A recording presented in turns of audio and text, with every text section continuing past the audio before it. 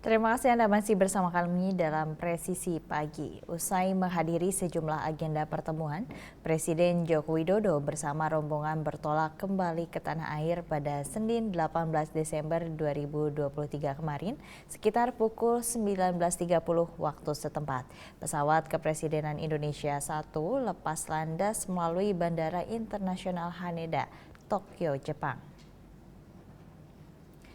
Keberangkatan Presiden Joko Widodo ke Jakarta dilepas oleh diplomat senior Jepang, Duta Besar Masaki Yasushi, Dirjen Sekretariat KTT khusus Jepang ASEAN, Mas Tuo Hirotaka, Duta Besar Republik Indonesia untuk Jepang Heri Ahmadi dan Atase Pertahanan KBRI, Laksamana TNI Azwam Yusuf.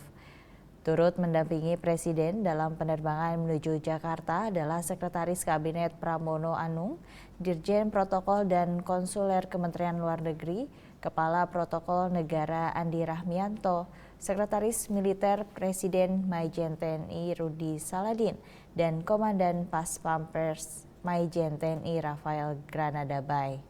Pesawat yang membawa Presiden Joko Widodo tiba di Pangkalan TNI Angkatan Udara Halim Perdana Kusuma, Jakarta pada Selasa dini hari 19 Desember 2023 sekitar pukul 1:10 waktu Indonesia bagian Barat. Ketibaan Presiden Joko Widodo disambut Panglima TNI Jenderal TNI Agus Subianto dan Kapolri Jenderal Polisi Listio Sigit Prabowo. Selama berada di Tokyo, Presiden Jokowi diketahui menghadiri sejumlah acara, di antaranya pertemuan bilateral dengan Perdana Menteri Fumio Kishida, menghadiri KTT Perayaan 50 tahun ASEAN Jepang, KTT ASEC, hingga bertemu dengan Kaisar Jepang Naruhito.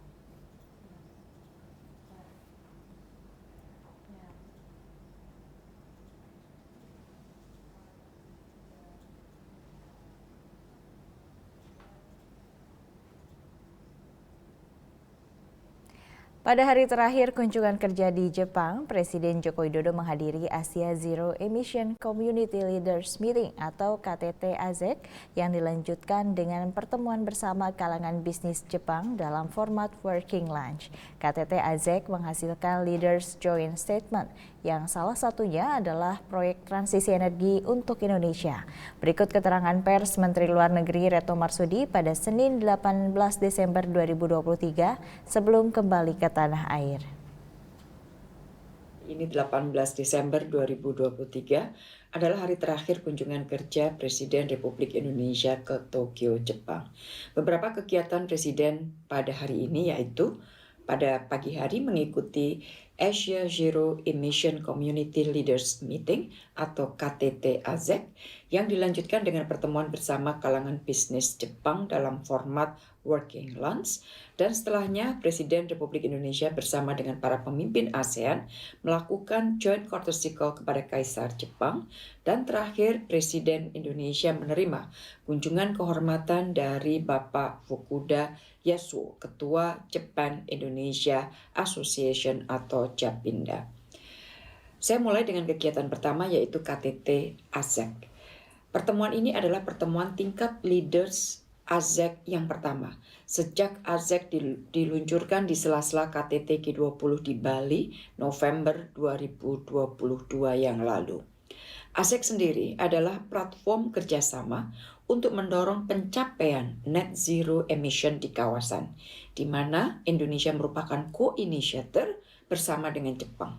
Negara peserta ASEC selain Indonesia dan Jepang adalah Australia, Brunei Darussalam, Filipina, Kamboja, Laos, Malaysia, Singapura, Thailand, dan Vietnam. Di dalam KTT ASEC, Presiden Republik Indonesia menekankan dua hal penting yang dapat memandu ASEC agar tidak menjadi another forum bagi percepatan transisi energi. KTT ASEC menghasilkan Leaders Joint Statement yang berisi antara lain komitmen memenuhi Paris Agreement yang seiring dengan pertumbuhan ekonomi dan ketahanan energi. Kemudian adanya keperluan pendekatan yang dibuat secara tailor-made menuju dekarbonisasi. Kemudian di dalam joint statement tersebut juga adanya pengakuan berbagai macam teknologi dan inovasi untuk mempercepat transisi energi termasuk melalui CCS, CCUS, pemanfaatan energi sebagai transition fuel, promosi elektrifikasi, dan dekarbonisasi sektor transportasi. Serta menggarisbawahi pentingnya scale up pendanaan transisi melalui AZEC, termasuk melalui promosi implementasi perdagangan karbon di kawasan. Bagi Indonesia, kesepakatan yang dicapai dalam KTT AZEC ini telah turut mengakomodir suara Indonesia yang secara konsisten terus mendorong pengakuan berbagai pathways atau jalan dan teknologi menuju transisi energi. Kemudian pentingnya meningkatkan mekanisme pendanaan untuk menutup financing gap di antara negara berkembang, serta perlunya pengembangan aksesibilitas dan keterjangkauan rantai pasok energi di kawasan. Sebagai deliverables, terdapat 69 kerjasama transisi energi dalam kerangka AZEC, di mana di antara 69 tersebut 24 di antaranya adalah proyek transisi energi untuk Indonesia atau antara perusahaan Indonesia dengan perusahaan Jepang. Jadi saya ulangi, dari 69 proyek kerjasama, 24 di antaranya berasal dari Indonesia yang didukung oleh Jepang. Antara lain dengan PLN, dengan PPT Energy Trading Co. Ltd, dengan Pupuk Indonesia, dengan OIKN, dan lain-lain. Sementara bidang kerjasama yang di-cover dari 24 MOU antara Indonesia dengan Jepang, antara lain meliputi pelatihan untuk mempromosikan transisi energi, kemudian waste to energy, dekarbonisasi, pengembangan transmisi listrik, geothermal, green ammonia, dan lain sebagainya. Tetaplah bersama kami, Presisi Pagi akan segera kembali.